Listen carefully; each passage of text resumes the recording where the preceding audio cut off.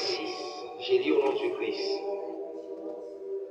Quelqu'un de vous, lorsqu'il est indifférent avec un autre, ose-t-il plaider devant les injustes et non devant les saints? Ne savez-vous pas que les saints jugeront le monde? Et si c'est par vous que le monde est jugé, êtes-vous indigne de rendre les moindres jugements? Ne savez-vous pas que nous jugerons les anges? Et nous ne jugerions pas à plus forte raison les choses de cette vie? Quand donc vous avez des différends pour les choses de cette vie, ce sont des gens dont l'Église ne fait aucun cas que vous prenez pour juge. Je le dis à votre honte.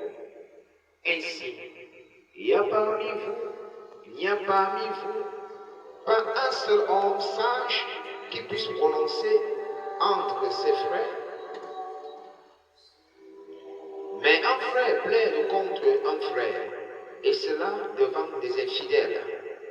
C'est déjà certes un défaut chez vous que d'avoir des procès les uns avec les autres. Pourquoi ne souffrez-vous pas plutôt quelques injustices?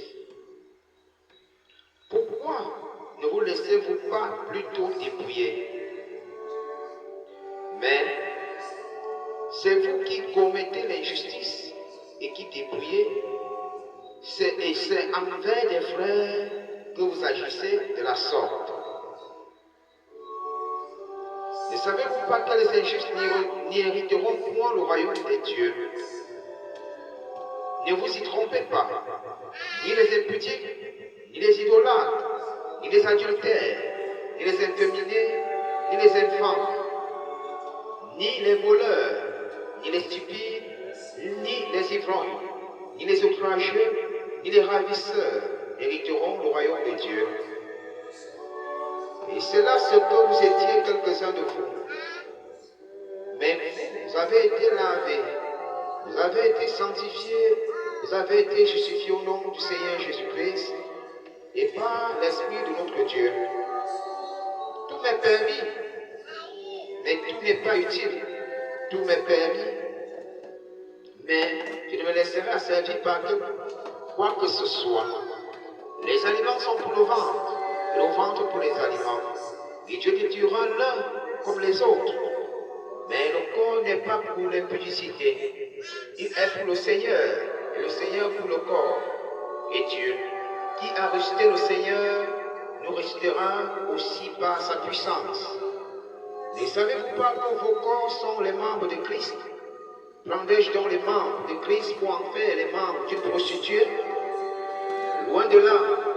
Ne savez-vous pas que celui qui s'attache à la prostituée est un seul corps avec elle?